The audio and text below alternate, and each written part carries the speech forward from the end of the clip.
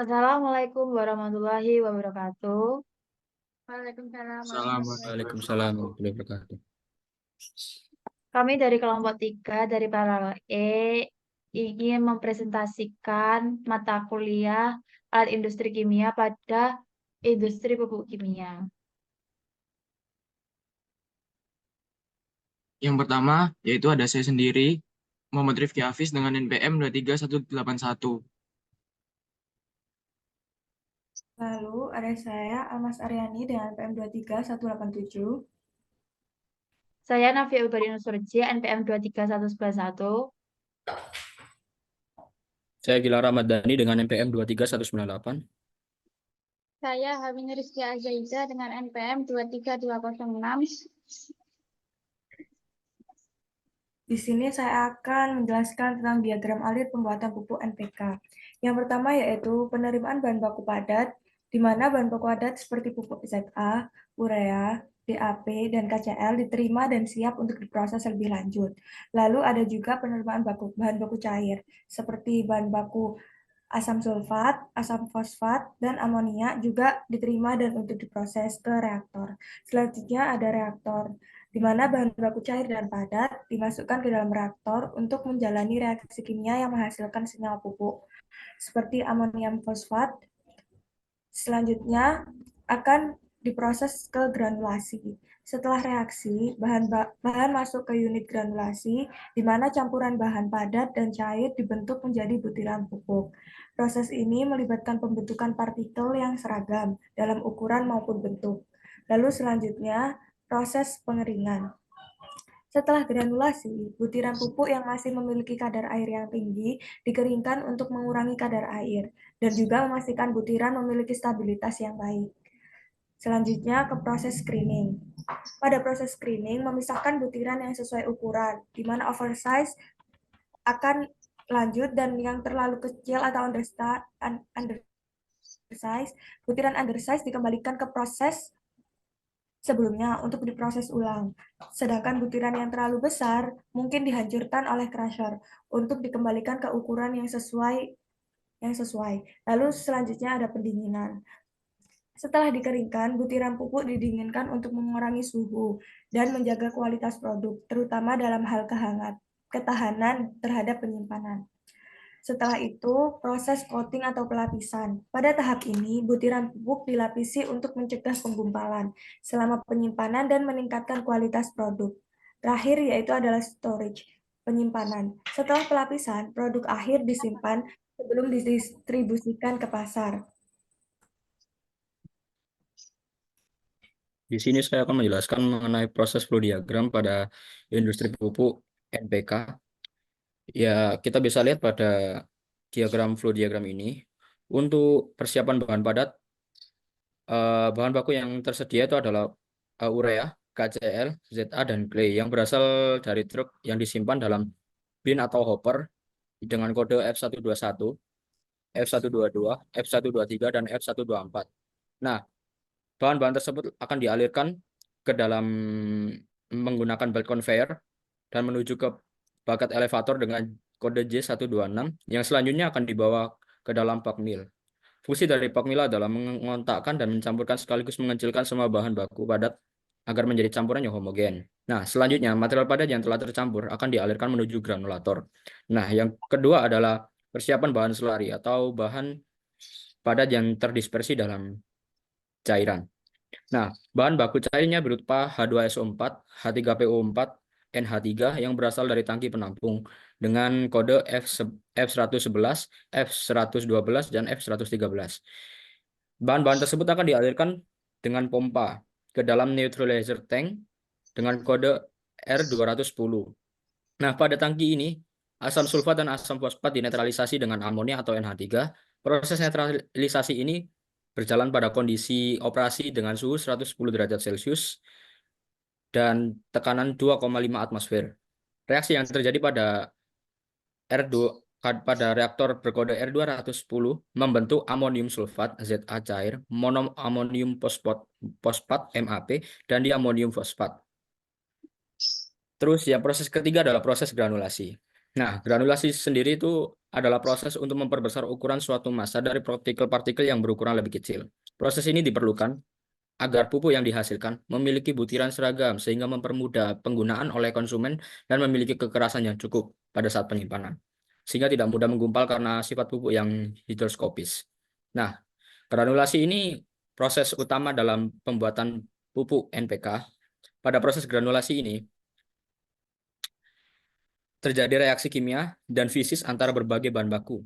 Nah, setelah proses granulasi, gas yang mengandung amonia akan masuk ke dalam scrubber dengan kode D222 untuk menyerap amonia yang terbawa dengan menggunakan air. Nah, si amonia tersebut akan terabsorpsi oleh air di dalam scrubber. Nah, proses keempat adalah pengeringan, di mana padatan pupuk NPK akan masuk ke dalam rotary dryer dengan gaya gravitasi, di mana pupuk NPK keluar dari granulator dengan kode C220 diumpankan secara gravitasi ke dalam rotary dryer untuk menurunkan kadar air produk menjadi 1 hingga 1,5%. Pengeringan yang dilakukan dalam rotary dryer menggunakan panas yang diperoleh dari udara oleh furnace. Produk kering dari dryer dikirimkan ke screen dengan kode H310 untuk dipisahkan berdasarkan ukuran, yaitu on size, oversize, undersize. Produk undersize dan screen jatuh secara gravitasi ke dalam recycle conveyor dengan kode J223. Sedangkan produk on size diumpankan ke rotary cooler. Produk yang oversize akan jatuh dan masuk ke dalam crusher untuk dihancurkan dan kemudian dimasukkan ke dalam recycle conveyor dan kembali ke pulp mill. Setelah itu, produk yang diinginkan akan dilakukan pelapisan. Nah, untuk proses selanjutnya adalah pelapisan. Nah, produk yang diingin dikirimkan ke coating drum dengan kode 330 untuk dilapisi dengan coating agen karena produk bersifat higroskopis yang dapat mempercepat proses caking atau pengumpalan, terutama jika terdapat variasi pada suhu dan kadar air. Pada proses ini terjadi pelapisan pada butiran pupuk. Nah, pada proses pelapisan ini terjadi 2 tahapan. Yang pertama adalah proses pemberian coating oil, sedangkan yang kedua adalah proses pemberian coating powder berupa silika powder. Tujuan dari pelapisan produk adalah untuk mencegah terjadinya caking atau penggumpalan. Produk yang keluar dari coating rotary drum dikirimkan ke gudang penyimpanan yang akhirnya kemudian dikemas ke dalam storage. Next.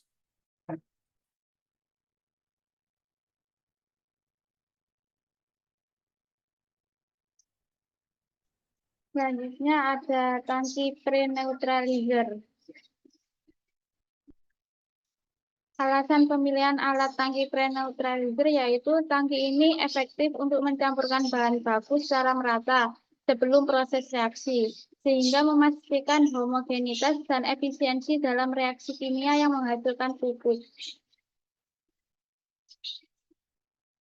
Fungsi tangki pre-neutralizer yaitu untuk mengontrol pH bahan baku agar sesuai dengan kondisi yang diinginkan untuk reaksi kimia yang lebih lanjut dalam proses pembuatan pupuk NPK.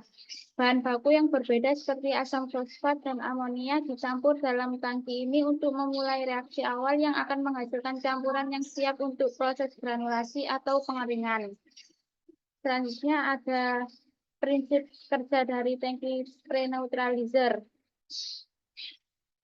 Prinsip kerja tangki pre-neutralizer dalam pembuatan pupuk NPK adalah mencampurkan bahan baku asam seperti asam fosfat dan basa seperti amonia untuk menghasilkan senyawa yang lebih stabil. Di dalam tangki, bahan-bahan tersebut dicampur secara homogen menggunakan agitator, di mana terjadi reaksi netralisasi yang mengurangi sifat asam dan membentuk senyawa seperti amonium fosfat. Selama reaksi, pH dan suhu campuran dikontrol dengan ketat untuk memastikan stabilitas dan kualitas produk. Proses ini juga menghasilkan panas, sehingga pengendalian suhu penting untuk mencegah reaksi berlebihan. Setelah campuran mencapai pH dan suhu yang diinginkan, hasilnya dialirkan ke tahap granulasi atau pengeringan untuk membentuk butiran pupuk NPK yang siap digunakan. Next. Selanjutnya ada kelebihan dari tangki pre-neutralizer sendiri, yaitu ada kontrol reaksi yang lebih baik. Tangki pre-neutralizer memastikan kontrol presisi reaksi antara asam fosfat dan amonia.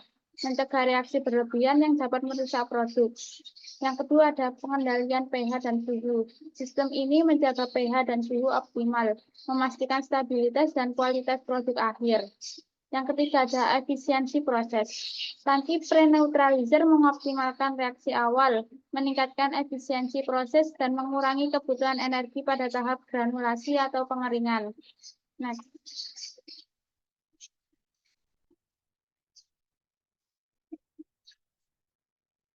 Selanjutnya ada kekurangan dari tangki pre-neutralizer. Yang pertama ada biaya operasional dan investasi. Penggunaan tangki pre-neutralizer memerlukan investasi tambahan untuk peralatan dan kontrol otomatis, serta biaya operasional lebih tinggi karena pemeliharaan dan pengawasan berkala. Yang kedua ada pengendalian suhu yang kompleks. Pengendalian suhu dalam tangki eksotermis bisa menjadi tantangan, karena suhu tinggi yang tidak terkelola dapat mempengaruhi kualitas campuran. Yang ketiga ada resiko peningkatan emisi. Reaksi dalam tangki bisa melepaskan gas, seperti uap amonia yang memerlukan sistem penanganan emisi tambahan demi menjaga keselamatan dan lingkungan. Next. Selanjutnya ada faktor yang dapat mempengaruhi kinerja tangki pre-neutralizer. Yang pertama ada suhu. Jika suhu terlalu tinggi, maka akan menyebabkan reaksi berlebihan dan mengurangi stabilitas produk. Sedangkan suhu yang rendah akan memperlambat reaksi. Yang kedua ada pengadukan. Pengadukan lemah menyebabkan distribusi bahan tidak merata. Sementara pengadukan berlebih memicu reaksi terlalu cepat. Yang terakhir ada faktor tekanan. Tekanan dalam tangki mempengaruhi laju reaksi dan pembentukan gas, sehingga perlu dikelola dengan baik untuk mencegah emisi gas berlebih atau penguapan yang tidak diinginkan. Selanjutnya ada alat batch conveyor.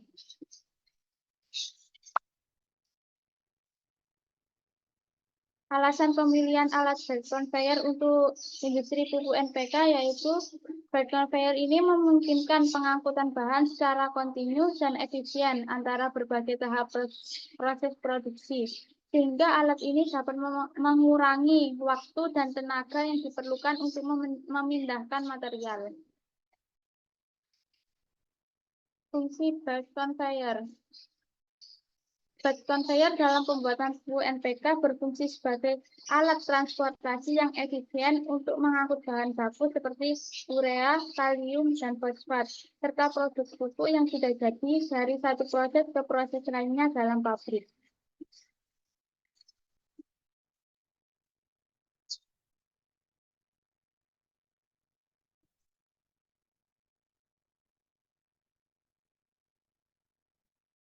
Next.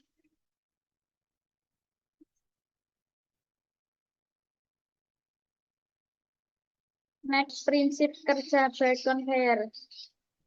Prinsip kerjanya sederhana, yakni dengan memindahkan material di atas sabuk yang bergerak berkat putaran kulai yang digerakkan oleh motor listrik. Sabuk bergerak di atas roller, sehingga material berpindah secara kontinu dari satu titik ke titik lainnya.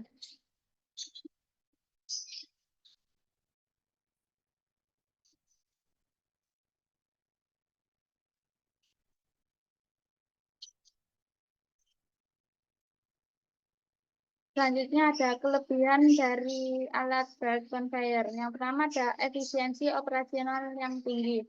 Sistem ini mampu mengangkut material dalam jumlah besar dengan cepat dan konsisten, meningkatkan produktivitas dan efisiensi proses. Yang kedua ada pengurangan kebutuhan tenaga kerja manual. Pada proses pengangkutan, kebutuhan tenaga kerja manual berkurang, sehingga mengurangi biaya tenaga kerja dan risiko cedera. Yang ketiga ada keamanan material dari kerusakan atau kontaminasi. Material tetap aman selama proses pengangkutan, karena sistem ini dirancang untuk melindungi dari kerusakan fisik maupun kontaminasi. Next. Selanjutnya ada kekurangan. Yang pertama ada efisiensi terbatas dalam mengangkut material pada jarak atau ketinggian yang besar. Sistem ini mungkin tidak efisien untuk jarak atau ketinggian yang sangat besar, sehingga memerlukan sistem tambahan atau desain khusus. Yang kedua ada biaya perawatan yang tinggi. Komponen seperti sabuk dan roller rentan aus, sehingga membutuhkan perawatan atau penggantian rutin yang menambah biaya operasional. Yang ketiga ada konsumsi energi yang relatif besar. Sistem ini biasanya memerlukan daya yang cukup besar untuk pengoperasiannya, yang dapat meningkatkan biaya energi. Next. Selanjutnya ada faktor. Yang pertama ada kemiringan. Kemiringan tajam akan mengurangi efisiensi. Yang kedua ada kecepatan sabuk. Kecepatan sabuk itu harus sesuai dengan jenis materialnya. Yang ketiga ada kualitas sabuk. Kualitas sabuk juga harus tahan terhadap abrasi dan korosi. Yang keempat ada berat dan ukuran material. Berat dan ukuran material mempengaruhi kapasitas dan kekuatan konveyor. Next. Selanjutnya akan dijelaskan oleh teman saya. Oke, yaitu selanjutnya ada analisis belt conveyor dengan bulk density can sebesar 100 pound per cubic feet, lalu dengan kapasitas 600 ton per jam, dengan jarak 1200 feet, dengan sudut kemiringan yaitu sebesar 5. Next slide. Nah, untuk ukuran lebar belt yaitu analisis kita itu dengan kapasitas 600 ton per jam merupakan kapasitas besar, sehingga belt conveyor yang kita pilih itu yaitu dengan ukuran 45 truck belt. Untuk percobaan lebar pertama yaitu dengan rekomendasi kemiringan maksimal 18. Untuk pertama juga menggunakan lebar 30 in. Lalu dari tabel 4.4 dengan lebar 30 in maka diperoleh kapasitas yaitu sebesar 214,8 ton per jam dengan kecepatan 100 feet per menit. Next slide. Nah, dari tabel 4.3 dengan bulk density 100 feet per cubic feet, maka diasumsikan jenis material kita itu yaitu jenisan bang atau dry, sehingga rekomendasi sudut kemiringan maksimal sebesar 16 sampai 18. Nah, untuk menghitung kecepatan belt dengan kapasitas 400 ton per jam, kita dapat menggunakan rumus yaitu V sama dengan kapasitas diketahui per kapasitas rekomendasi dikali 100 feet per menit. Lalu selanjutnya langsung kita hitung dengan 600 dibagi 218,8 dikali 100 feet per menit. Dan diperoleh hasil sebesar 274,22 feet per menit. Dan selanjutnya, belt dengan kapasitas, di sini ada kesalahan, yang seharusnya itu 600 jadi 400. Jadi yang benar itu 600 ton per jam. Yang pertama, pada tabel 4.5 dengan lebar belt 30 in untuk jenis material bentonite. Kita asumsikan sand karena material kita itu berbentuk pasir dan diperoleh kecepatan maksimum rekomendasi 500 feet per menit. Lalu yang kedua itu diperoleh kecepatan perhitungan sebesar 274,22 feet per menit dengan kapasitas 600 ton per jam dan lebar bel 30 in. Nah, untuk kecepatan ini masih berada dalam range kecepatan maksimum yang direkomendasikan. Lalu yang ketiga jadi lebar belt sebesar 30 in yaitu sudah memenuhi. Next slide. Nah, untuk menghitung belt conveyor lintasan yaitu dengan rumus panjang conveyor sama dengan 1.200 feet per cos 5 derajat diperoleh 1,205,58 feet. Jadi panjang belt conveyor adalah 1,205,58 feet. Nah, untuk ketinggian conveyor kita menggunakan rumus 1.200 feet dikali tan 5 diperoleh 104,98 feet. Jadi untuk belt conveyor dalam ketinggian dari datum yaitu sebesar 104,98 feet. Selanjutnya yaitu daya yang dibutuhkan untuk menggerakkan motor belt conveyor. Dengan rumus P horizontal sama dengan 0,4 ditambah panjang per 300 dikali berat per 100. Lalu 0,4 plus 1.200 bagi 300, lalu dikali 600 bagi 100. Diperoleh hasil P horizontal sebesar 26,4 HP. Lalu untuk P vertikal dengan rumus 0,001 dikali H dikali W, lalu 0,001 dikali 104,98 dikali 600, dan P vertikal diperoleh sebesar 63 HP. Dengan lebar bel 30 in dan panjang konveyor 1,20558 feet, diperoleh daya grafik HP grafik pada grafik 6,1 HP pada kecepatan 100 feet per menit. Lalu untuk PMT sama dengan HP grafik dikali kecepatan bel per 100, yaitu sama dengan 6,1 HP dikali 274,22 feet per menit per 100 feet per menit, diperoleh PMT 16,7 HP.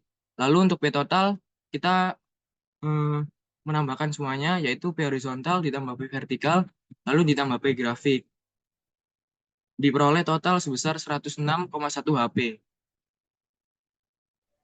Iki gak di Untuk alat selanjutnya adalah bucket elevator. Alasan pemilihan alat bucket elevator adalah bucket elevator efektif untuk mengangkut bahan baku secara vertikal dengan kapasitas tinggi, memaksimalkan penggunaan ruang pabrik, dan meningkatkan efisiensi operasional. Bucket elevator dapat dioperasikan dengan kecepatan tinggi, sehingga dapat memungkinkan dalam produksi yang jauh lebih cepat. Next. Fungsi bucket elevator. Bucket elevator dalam pembuatan pupuk NPK dapat berfungsi sebagai alat untuk mengangkut material vertikal seperti bahan baku, urea, kalium, fosfat, maupun pupuk jadi dari rendah ke yang jauh lebih tinggi, seperti dari area pengolahan ke tempat penyimpanan ataupun proses lanjutan. Next. Prinsip kerja bucket elevator. Prinsip kerja bucket elevator yaitu prosesnya dimulai ketika material dimasukkan ke dalam bucket di bagian bawah elevator melalui feed inlet, yang kemudian sabuk atau rantai yang terhubung dengan motor penggerak membawa bucket tersebut ke atas. Ketika bucket mencapai puncak, material dibuang melalui discharge chute secara gravitasi. Bucket kemudian kembali ke bagian bawah untuk mengambil material baru, sehingga menciptakan sirkulasi yang kontinu. Next. Kelebihan bucket elevator. Yang pertama adalah memindahkan material dalam jumlah besar, di mana nantinya dapat mengangkut material secara vertikal dalam kapasitas yang jauh lebih besar. Yang kedua adalah cepat dan efisien, di mana proses pengangkutan berlangsung dengan cepat dan sangat hemat energi. Yang ketiga adalah menghemat ruang, di mana dengan desain vertikalnya, bucket elevator akan memerlukan sedikit ruang di pabrik. Yang keempat adalah meningkatkan produktivitas, di mana meningkatkan efisiensi proses produksi dengan pengangkutan yang jauh lebih otomatis. Next.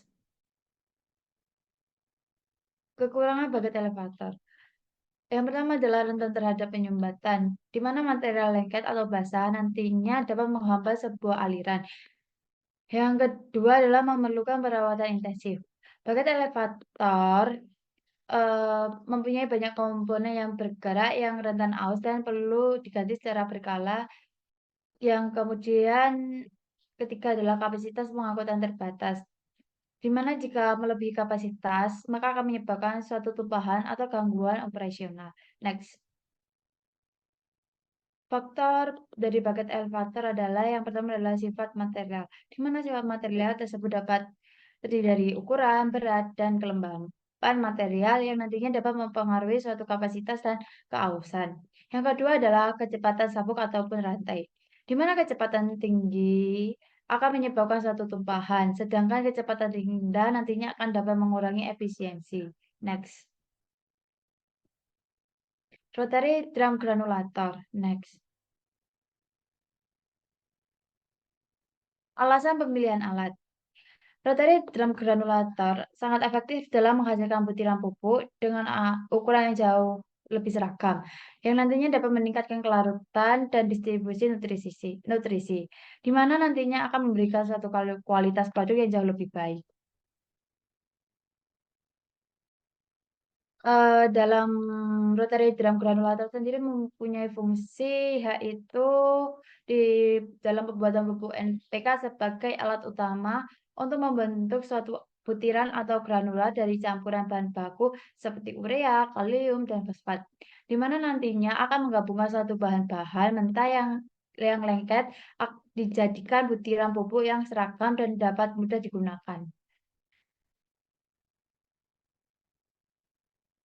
Prinsip kerjanya sendiri dalam rotary drum granulator melibatkan suatu putaran drum besar yang nantinya dapat memanfaatkan gaya gravitasi dan gerakan rotasi yang dimana untuk mencampurkan bahan secara merata, di mana bahan mentah masuk ke dalam drum dan kemudian dengan penambahan uap air ataupun larutan cairan pengikat, di mana material tersebut akan mulai menggumpal dan membentuk suatu butiran-butiran.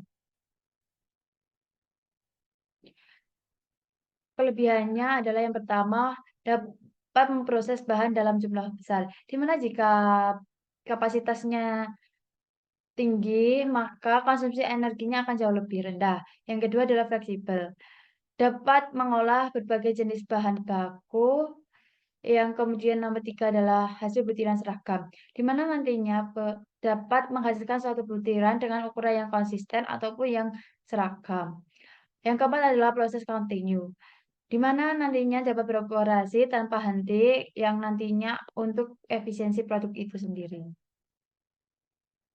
Alasan pemilihan alat rotary drum granulator adalah karena nantinya akan menghasilkan suatu butiran pupuk yang memiliki ukuran yang seragam, yang dapat meningkatkan kelarutan dan distribusi nutrisi.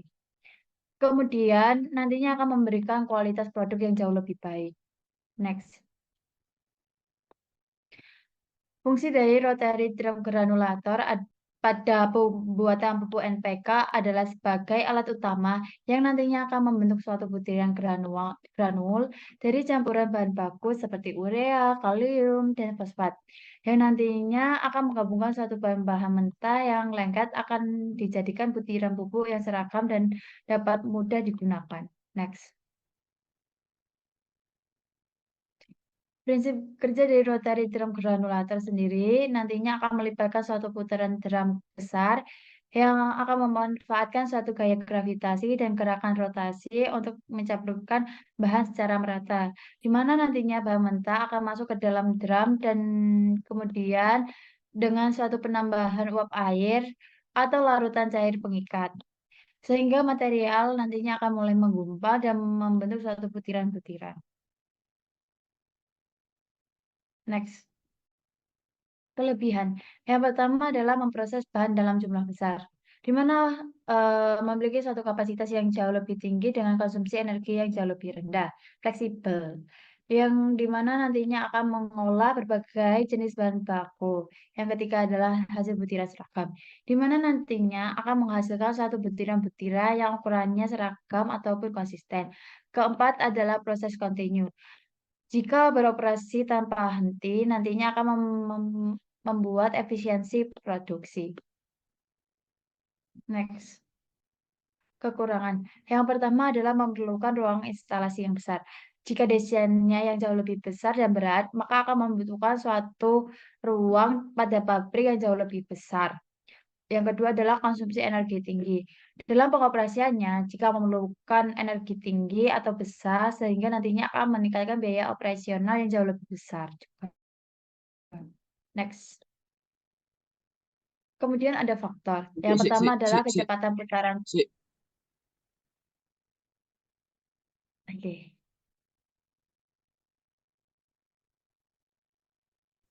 Lanjut dulu. Kemudian ada faktor. Yang pertama adalah kecepatan putaran drum. Selanjutnya ada rotary drum dryer.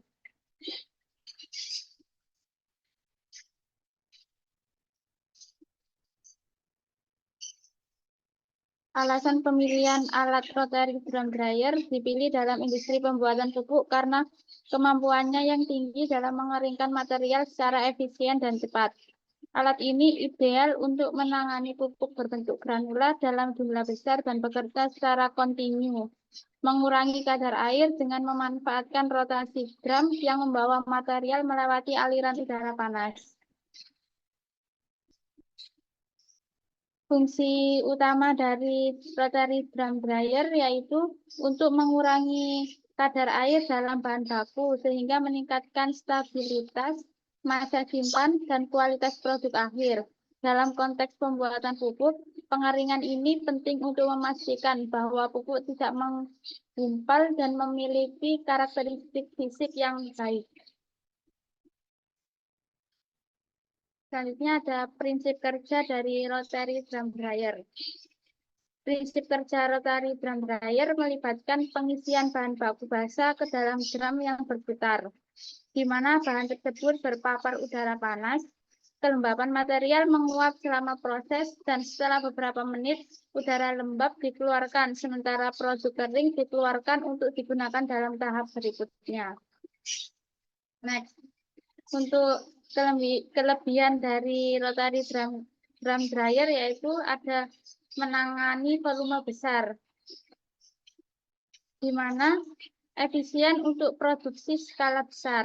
Yang kedua ada versatile, dapat digunakan untuk berbagai jenis bahan baku di industri pupuk.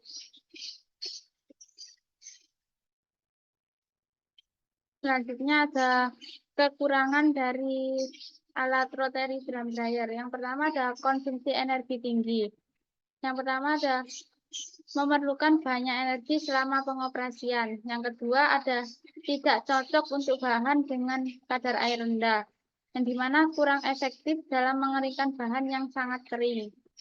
Yang ketiga ada proses pengeringan lama, membutuhkan waktu yang cukup lama untuk mencapai tingkat kekeringan yang diinginkan. Next. Selanjutnya ada faktor dari rotary drum dryer dalam industri pupuk NPK. Yang pertama ada ukuran partikel dan kelembaban. Ukuran partikel dan kelembaban memengaruhi efektivitas pencampuran dan kualitas butiran. Yang kedua ada sifat fisik bahan baku. Sifat fisik dapat menentukan cara bahan berinteraksi selama proses. Yang ketiga ada suhu dan kecepatan aliran udara. Penting untuk efisiensi pengeringan yang optimal. Yang keempat ada sudut kemiringan dan desain internal drum, di mana itu mempengaruhi aliran material dan efisiensi proses granulasi. Next.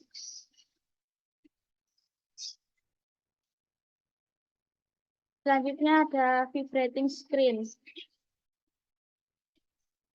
Alasan pemilihan alat vibrating screen sendiri dipilih dalam industri pupuk NPK karena efisiensinya dalam menyaring dan memisahkan partikel berdasarkan ukuran, meningkatkan kualitas produk akhir, dan alat ini juga mengurangi limbah, mendukung efisiensi produksi, dan mudah dibersihkan untuk menghindari kontaminasi. Nextnya ada fungsi dari vibrating screen sendiri pada industri pupuk NPK yaitu untuk memisahkan partikel berdasarkan ukuran melalui getaran. Partikel kecil jatuh melalui lubang layar, sementara yang besar tetap di atas. Yang dimana itu memastikan ukuran produk konsisten, meningkatkan efisiensi, dan menjaga kualitas. Alat ini juga menghilangkan kontaminan dari produk akhir. Prinsip kerja dari vibrating screen dalam industri pupuk NPK yaitu untuk memisahkan partikel berdasarkan ukuran, memastikan konsisten produk akhir. Alat ini bekerja dengan memberikan getaran pada layar yang menyebabkan partikel bergerak. Partikel yang lebih kecil jatuh melalui lubang-lubang layar, sementara yang lebih besar tetap di atas. Dengan demikian, efisiensi pemisahan meningkat yang berkontribusi pada kualitas pupuk NPK yang dihasilkan. Ukuran lubang pada layar dapat disesuaikan untuk memenuhi kebutuhan spesifik dalam proses produksi. Next. Untuk kelebihan dari vibrating screen yaitu pertama ada pemisahan efisien. Vibrating screen mampu memisahkan partikel dengan ukuran yang berbeda secara efisien. memastikan produk akhir memiliki konsisten yang diinginkan. Yang kedua ada peningkatan kualitas produk. Dengan menghilangkan partikel yang tidak diinginkan, kualitas pupuk NPK yang dihasilkan dapat ditingkatkan. Yang ketiga ada fleksibilitas. Ukuran lubang pada layar dapat disesuaikan untuk memenuhi kebutuhan spesifik dalam proses produksi. Yang ketiga ada operasi berkelanjutan. Alat ini dapat beroperasi secara terus-menerus, meningkatkan produktivitas dalam proses produksi. Yang kelima ada pengurangan kontaminasi, yang dimana itu dapat membantu menghilangkan kontaminan dari produk, sehingga meningkatkan keamanan dan kualitas pupuk. Next. Adapun kekurangan dari alat vibrating screen yaitu biaya pemeliharaan. Yang pertama itu di mana memerlukan pemeliharaan rutin untuk menjaga kinerja optimal yang dapat menambah biaya operasional. Yang kedua ada keterbatasan ukuran partikel. Mungkin tidak efektif untuk memisahkan partikel yang sangat kecil atau sangat besar, tergantung pada desain layar. Yang ketiga ada konsumsi energi. Proses getaran memerlukan energi yang dapat meningkatkan biaya operasional. Yang keempat ada keterbatasan ukuran partikel. Getaran yang kuat dapat menyebabkan kerusakan pada partikel yang lebih rapuh, mengurangi kualitas produk. Next. Selanjutnya ada faktor dari alat vibrating screen terhadap pembuatan pupuk NPK. Yang pertama ada ukuran dan bentuk partikel. Ukuran dan bentuk partikel yang berbeda mempengaruhi kemampuan penyaringan dan pemisahan. Yang kedua ada kelembapan material. Kadar air dalam material dapat menyebabkan partikel menempel dan mengurangi efisien penyaringan. Yang ketiga ada beban material. Beban yang terlalu berat dapat mengurangi kinerja dan umur alat. Yang keempat ada faktor dan pemeliharaan. Pemeliharaan yang buruk dapat menyebabkan kerusakan dan mengurangi efisiensi alat. Kemudian untuk hasil analisis. Digunakan ukuran 5 mes hingga 20 mes. Kemudian akan didapatkan grafik hubungan rata-rata ukuran partikel dengan fraksi mol. Pada sumbu X menjelaskan tentang rata-rata ukuran partikel atau dapat disebut dengan average size. Kemudian untuk sumbu Y nantinya adalah fraksi massa. Next, analisis screening pada penentuan diameter partikel, di mana nantinya akan menghasilkan grafik penentuan diameter partikel, di mana sumbu X adalah diameter partikel dalam inch dan sumbu Y adalah nilai dari fraksi berat tertahan, di mana ukuran partikel adalah 0,1427 mm.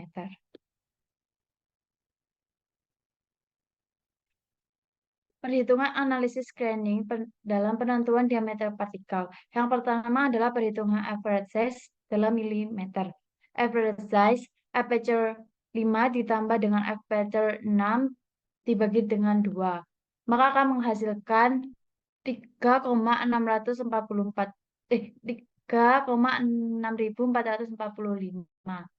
Kemudian perhitungan persen fraksi massa. Rumusnya adalah berat bahan tertahan dibagi dengan massa total, kemudian dikalikan dengan 100%. Hasilnya adalah 12,6%. Yang ketiga adalah perhitungan fraksi berat tertahan. Fraksi berat tertahan menggunakan rumus massa I dibagi dengan massa total, yaitu menghasilkan 0,126. Yang kemudian perhitungan berat bahan tertahan kumulatif. Berat bahan tertahan 75,6 ditambah dengan 81,8 maka menghasilkan 157,4 gram. Kemudian perhitungan persen berat bahan tertahan kumulatif menggunakan rumus massa I per massa total dikali 100%. Maka menghasilkan 6,23%. Untuk perhitungan berat bahan lolos, massa total dikurangi dengan massa berat tertahan kumulatif, maka menghasilkan 442,6 gram. Kemudian untuk perhitungan persen lolos, yaitu menggunakan rumus berat bahan lolos per massa total dikali dengan 100%, maka akan menghasilkan 73,76%. Yang selanjutnya yaitu ada chain mill crusher. Next slide. Nah, untuk alasan memilih alat ini, yaitu dipilih dalam industri pupuk NPK karena kemampuannya menghancurkan bahan mentah menjadi partikel halus dengan efisiensi tinggi. Dan alat ini tuh sangat efektif dalam mengolah bahan keras yang memiliki daya tahan yang baik, serta menghasilkan ukuran partikel yang seragam. Dan untuk desainnya yaitu sangat sederhana yang mengurangi biaya operasional. Next slide. Untuk fungsi. Untuk fungsi channel crusher yaitu digunakan dalam pupuk NPK untuk memecah butiran pupuk oversize agar bisa diolah kembali. Alat ini memastikan bahan baku pupuk dihancurkan menjadi ukuran kecil dan seragam, serta mendukung pencampuran merata dan reaksi kimia yang efisien. Alat ini memiliki 80 rantai dalam 4 pasang yang digerakkan oleh motor 440 volt dengan kecepatan 950 rpm untuk penghancuran optimal. Next slide. Untuk prinsip kerja, yaitu alat ini dari rotor yang berputar di dalam casing yang dilengkapi dengan rantai-rantai berat yang menggantung bebas. Saat rotor berputar dengan kecepatan tinggi, rantai-rantai ini akan terentang oleh gaya sentrifugal, dan bahan baku yang dimasukkan ke dalam crusher akan dihancurkan oleh rantai yang berputar menghantam material berulang kali, yang menghancurkannya hingga partikel semakin halus. Dan material yang sudah halus akan keluar melalui saringan yang ada di bagian bawah. Untuk kelebihan, yang pertama yaitu memudahkan proses perawatan dan perbaikan. Yang kedua, memiliki biaya yang relatif ekonomis untuk pengoperasian. Yang ketiga, cocok untuk material dengan kadar air yang berbeda, ideal untuk operasi kontinu di pupuk NPK. Lalu yang keempat, ada mampu menghancurkan material lunak hingga sedang dengan efektif. Lalu yang kelima, menghasilkan ukuran partikel yang konsisten.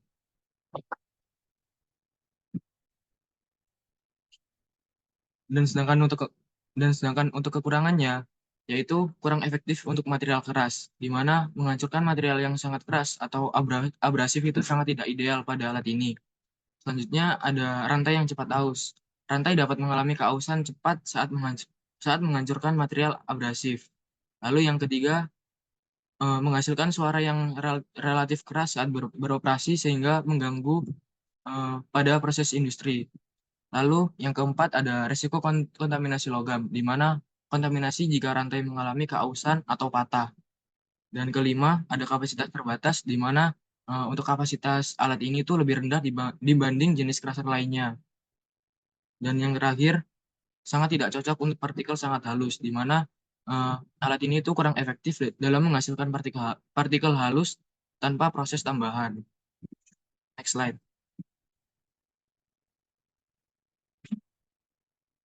Untuk faktor yang mempengaruhi alat ini dalam proses industri pupuk NPK yaitu di mana kualitas dan jenis bahan baku. Material keras, abrasif, atau berkelembapan tinggi dapat mempercepat keausan rantai, di mana material yang sangat keras memerlukan lebih banyak energi untuk dihancurkan. Lalu yang selanjutnya ada kecepatan rantai, di mana kecepatan rantai yang rendah akan mengurangi efisiensi penghancuran. Sementara kecepatan tinggi dapat merusak mesin dapat merusak mesin dikarenakan mempunyai tekanan yang berlebihan. Oleh karena itu, di mana kita harus mengatur sesuai kecepatan yang diinginkan atau hasil yang diinginkan. Selanjutnya ada ukuran material masuk, di mana bahan baku yang dimasukkan ke chain mill crusher akan mempengaruhi efektivitas penghancuran, di mana bahan yang terlalu besar dapat memberi beban berlebih pada mesin, sedangkan apabila memakai bahan yang terlalu kecil, akan memerlukan penghancuran lebih lanjut dan sangat mengurangi efisiensi.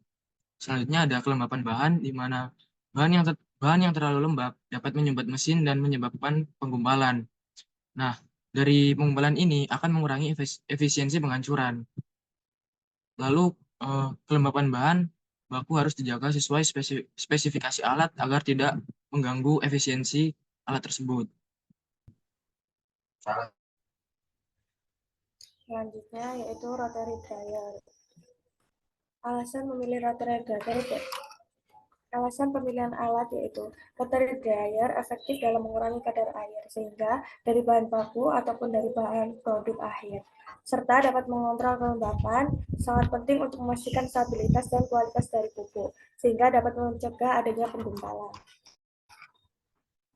Fungsi dari rotary dryer. Rotary dryer dalam industri pupuk NPK berfungsi yaitu dapat mengurangi kadar air pada bahan baku atau pada produk akhir, serta memastikan kelembapan yang sesuai untuk efisiensi dalam pengolahan.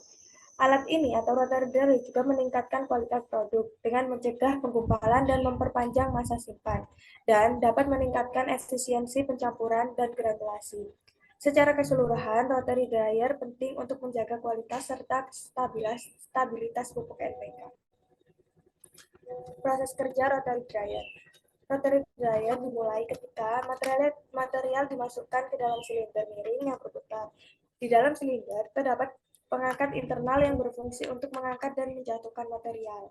Sementara itu, aliran udara panas bergerak berlawanan arah dengan aliran material, sehingga menguapkan kelembapan yang ada. Setelah proses pengeringan selesai, material kering akan keluar dari ujung silinder.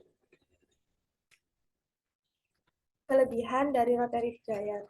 Yang pertama yaitu adanya kapasitas tinggi operasi kontinu, di mana rotary dryer dapat mengolah volume besar bahan secara terus-menerus, ideal untuk produksi dalam jumlah yang besar atau skala yang besar.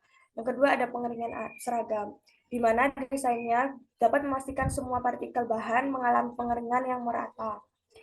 Yaitu selanjutnya ada fleksibel untuk berbagai material, di mana alat ini dapat digunakan untuk mengeringkan berbagai jenis material, baik yang padat maupun yang granular. Yang terakhir yaitu kontrol mudah disesuaikan. Rotary dryer dapat pengaturan suhu dan aliran udara dapat dengan mudah disesuaikan sesuai dengan kebutuhan prosesnya. Selanjutnya ada kekurangan. Yang pertama yaitu konsumsi energi tinggi.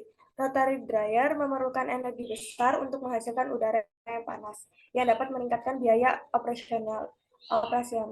Yang kedua yaitu memerlukan ruang yang besar, di mana desainnya membutuhkan area yang luas sehingga kurang cocok untuk lokasi yang terbatas. Yang ketiga ada berpotensi menimbulkan debu, di mana pada proses pengeringan dapat menghasilkan debu yang perlu dikelola untuk mencegah kontaminasi. Yang terakhir yaitu biaya investasi awal yang tinggi, di mana pada pembelian dan instalasi alat ini memerlukan investasi awal yang cukup besar. Faktor yang dapat mempengaruhi alat rotary dryer, di mana sistem pemanasan dan efisiensinya dapat mempengaruhi konsumsi energi dan biaya operasional. Maintenance-nya atau kebersihan dan keseimbangan dryer ini penting untuk kinerja dan umur alat. Karakteristik material dari ukuran dan kadar air awal material mempengaruhi efektivitas dalam pengeringan. Lalu ada parameter operasi, di mana kecepatan rotasi dan suhu udara harus disesuaikan agar mendapatkan hasil yang optimal. Terakhir yaitu desain dryer, di mana ukuran dan konfigurasi dapat pengangkat menentukan efisiensi dalam pengeringan. Yang selanjutnya ada coater drum. Alasan memilih coater drum yaitu coater drum dapat memungkinkan pelapisan butiran pupuk dengan bahan yang aktif yang dapat meningkatkan sifat fisik maupun kimia produk akhir. Hal ini penting untuk meningkatkan efisiensi dalam pemupukan dan hasil pertanian. Fungsi dari coater drum. Coater drum sendiri dapat memiliki beberapa fungsi utama dalam skala industri, yang termasuk dalam melapisi butiran maupun granula dengan bahan aktif untuk meningkatkan sifat fisik maupun kimianya.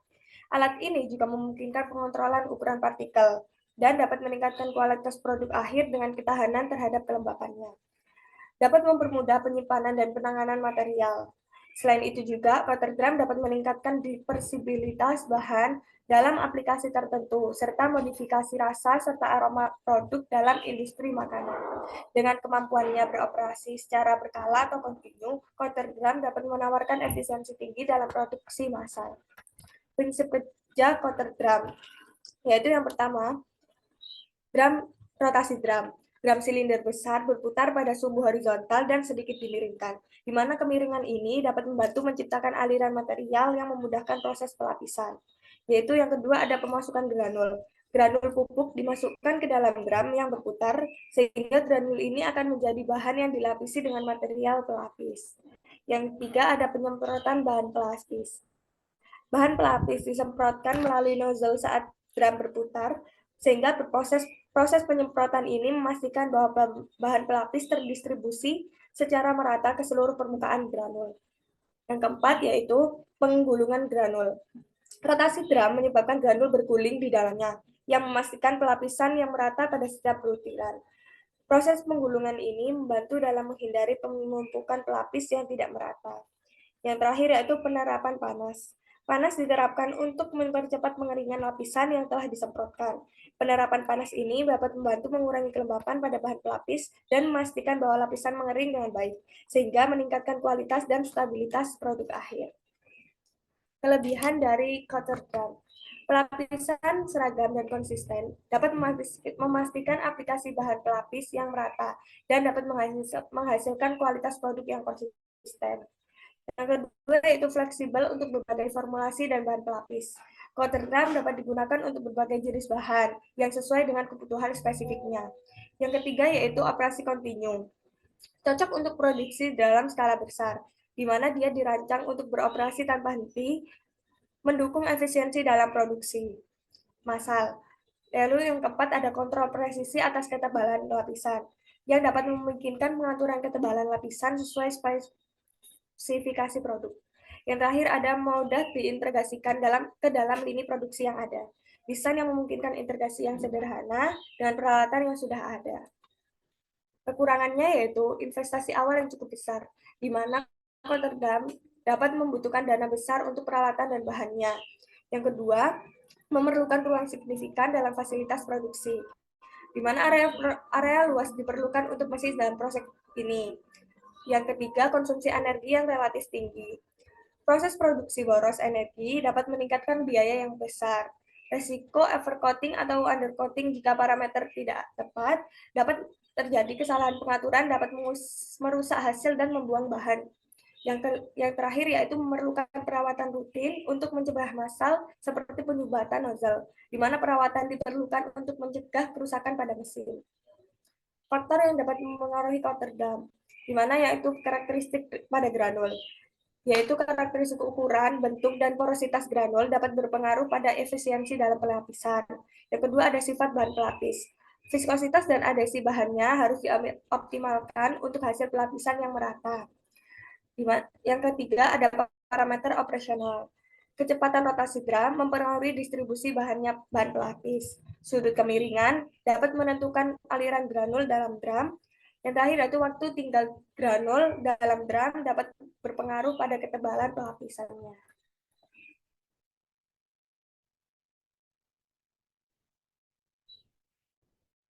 Selanjutnya adalah screw conveyor.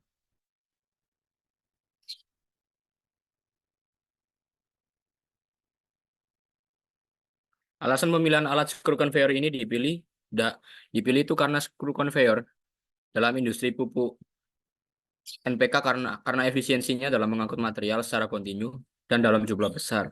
Desainnya yang kompak, memudahkan pengaturan di ruang yang terbatas, serta mampu menangani berbagai jenis material. Alat ini juga mengurangi risiko pencemaran dan kerusakan pada bahan.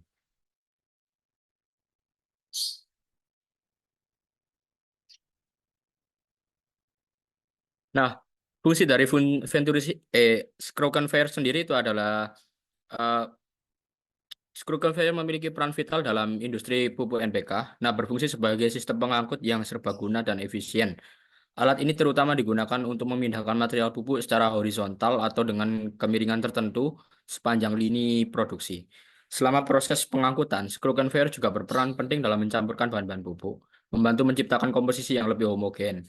Nah, screw conveyor berfungsi sebagai pengatur laju aliran material, memungkinkan kontrol yang presisi atas volume dan kecepatan perpindahan pupuk dalam berbagai tahap produksi.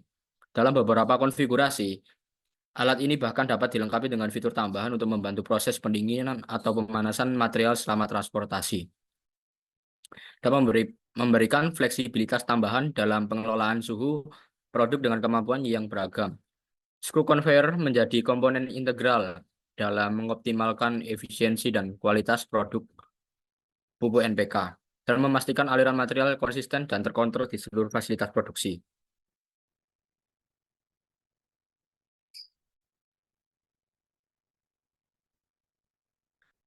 Nah, untuk prinsip kerja dari screw conveyor sendiri itu yaitu sistem transportasi yang material yang menggunakan poros berulir bekerja dengan prinsip yang sederhana namun efisien. Nah, di dalam screw tersebut itu ditempatkan dalam tabung tertutup. Poros berulir ini berputar menciptakan gerakan yang mendorong material sepanjang tabung. Saat screw conveyor berputar, material yang masuk melalui inlet akan didorong sesuai dengan arah putaran menuju outlet.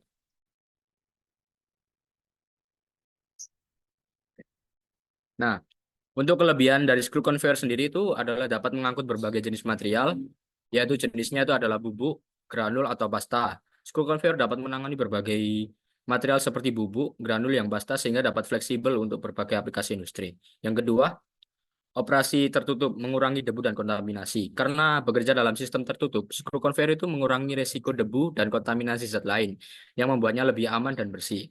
Yang ketiga, mudah diintegrasikan dengan peralatan lain. Screw conveyor dapat dengan mudah dihubungkan dengan sistem lain di lini produksi, menjadikan pilihan yang praktis untuk integrasi pabrik. Yang keempat, dapat berfungsi ganda sebagai pengangkut dan pencampur. Nah, selain mengangkut, screw conveyor juga dapat mencampur material saat bergerak, sehingga menambah fungsionalitas dalam proses produksi.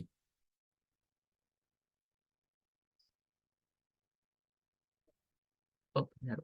Iya. Next. Untuk kekurangan dari screw conveyor tersebut adalah kapasitas yang terbatas dibandingkan sistem conveyor yang lain. Hal ini membatasi jumlah material yang dapat diangkut dalam waktu tertentu, terutama dalam aplikasi yang memerlukan volume besar.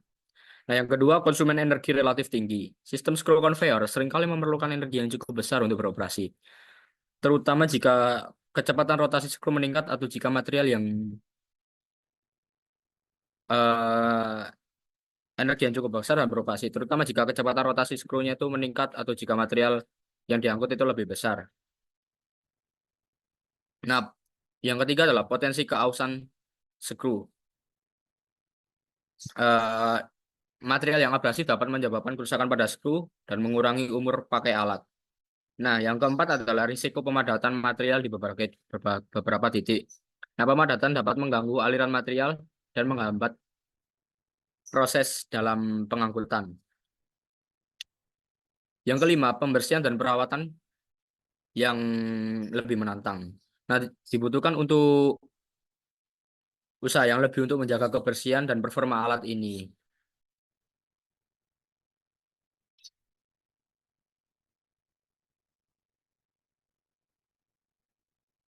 Faktor yang mempengaruhi kerja screw conveyor adalah satu, karakteristik material. Nah, pengaruh material ditangani dalam sistem proses ini itu seperti kekerasan, kelembapan, dan temperatur. Nah, eh, karakteristik material ini mempengaruhi pilihan desain screw conveyor. Material yang berbeda memerlukan penanganan yang berbeda dan pemilihan bahan serta desain yang berbeda, dan akan memastikan sistem beroperasi secara efisien dan aman. Nah, yang kedua adalah ukuran dan bentuk partikel. Ukuran dan bentuk partikel material berpengaruh besar pada aliran dan kemudahan transportasi. Partikel yang lebih besar atau berbentuk tidak teratur mungkin memerlukan screw conveyor yang dengan desain khusus atau memastikan bahwa aliran tetap lancar tanpa penyumbatan. Yang ketiga, densitas dan sifat alir material. Pengaruh pada kemampuan material untuk mengalir dan kapasitas pengangkut. Nah, yang dimaksud di sini adalah densitas material itu menentukan berat jenis material yang diangkut, yang dimana itu mempengaruhi kapasitas dari angkut screw conveyor-nya sendiri. Nah, selain itu, sifat alir material itu seperti seberapa mudah atau sulitnya suatu material mengalir, itu juga berperan penting dalam menentukan kecepatan dan efisiensi dari screw conveyor. Nah, untuk yang keempat, sifat abrasif atau korosif. Material abrasif dapat menyebabkan keausan pada skru, nah sedangkan material korosif dapat merusak peralatan yang ada di skru. Nah, material korosif ini dapat merusak komponen conveyor dan memahami sifat ini itu sangat penting untuk memilih material dan desain yang tepat agar skru conveyor dapat bertahan lama dan berfungsi secara efektif dan efisien. Nah, yang kelima, desain dari screw conveyor. Nah, berpengaruh dalam efisiensi dari pengangkutan, dan kemampuan pencampuran material, yang dimana desain screw conveyor ini dapat disambungkan dengan faktor karakteristik material, yang dimana setiap perbedaan karakteristik material desain dari screw conveyor itu juga akan berbeda. Next. Nah, di sini saya akan menjelaskan tentang Venturi scrubber. Alasan pemilihan alat Venturi scrubber ini dipilih dalam industri NPK karena efektif dalam mengendalikan polutan gas dan partikel debu dari proses produksi. Alat ini menggunakan cairan untuk menangkap partikel halus dalam aliran gas buang, memastikan udara yang keluar lebih bersih meskipun konsumsi air dan energi relatif tinggi. Venturi scrubber tetap diandalkan karena efisiensi dalam mengurangi dampak lingkungan. Next.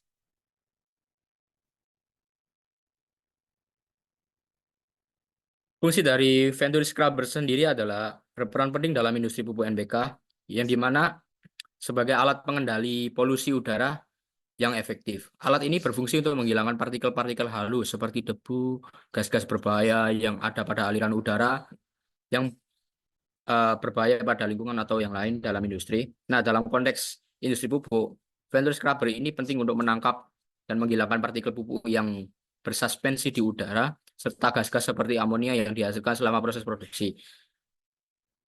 Selain itu, Venturi scrubber juga berperan dalam menjaga kualitas udara di lingkungan pabrik, memastikan kepatuhannya sesuai standar keamanan, regulasi, serta melindungi dan mencegah kehilangan produk dan meningkatkan efisiensi produksi. Nah, prinsip kerja dari Venturi scrubber sendiri itu adalah gas kotor itu memasuki bagian convergent Venturi sehingga kecepatannya meningkat drastis. Cara scrubbing diinjeksikan pada bagian throat atau leher pada Venturi sehingga aliran gas berkecepatan tinggi ini memecah cairan menjadi droplet halus. Nah, saat itu terjadi tumbukan antara droplet dan partikel gas pencemar menyebabkan penyerapan atau absorpsi. Campuran gas-gas atau cairan yang melambat di bagian divergen memungkinkan terjadinya proses pemisahan. Gas yang bersih keluar, sedangkan cairan yang mengandung pencemar dikumpulkan dalam proses absorpsi tersebut.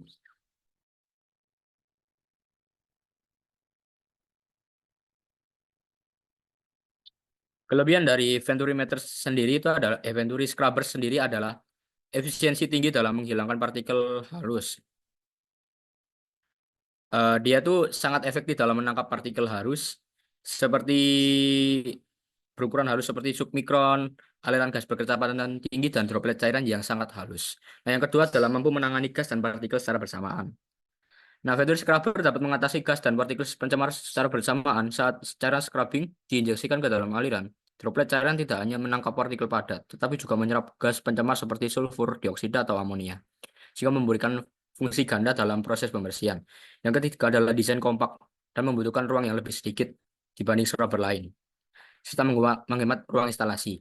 Dan yang keempat adalah dapat beroperasi pada suhu tinggi dan laju alir gas yang besar. Dan Venturi scrubber ini cocok untuk kondisi operasional yang ekstrim. Nah, yang kelima adalah perawatan relatif mudah karena tidak ada bagian yang bergerak. Ininya perawatan karena tidak ada komponen yang rentan aus atau rentan rusak karena proses operasi tersebut. Next.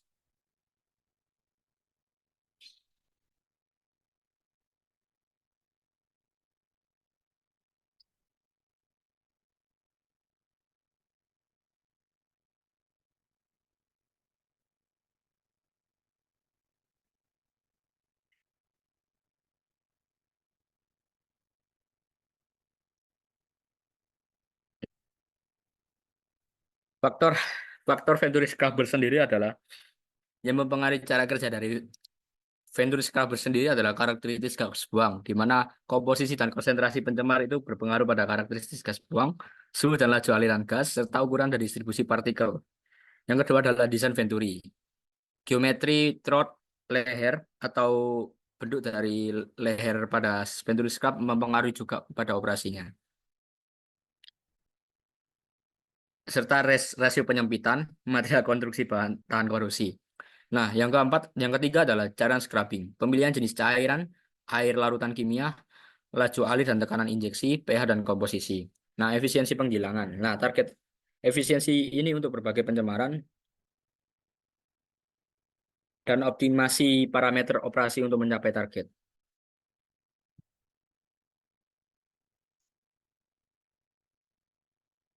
Dari kelompok kami, kelompok 3, atas presentasi ini kami ucapkan wassalamualaikum warahmatullahi wabarakatuh. Waalaikumsalam warahmatullahi Waalaikumsalam warahmatullahi wabarakatuh. wabarakatuh. Assalamualaikum warahmatullahi wabarakatuh.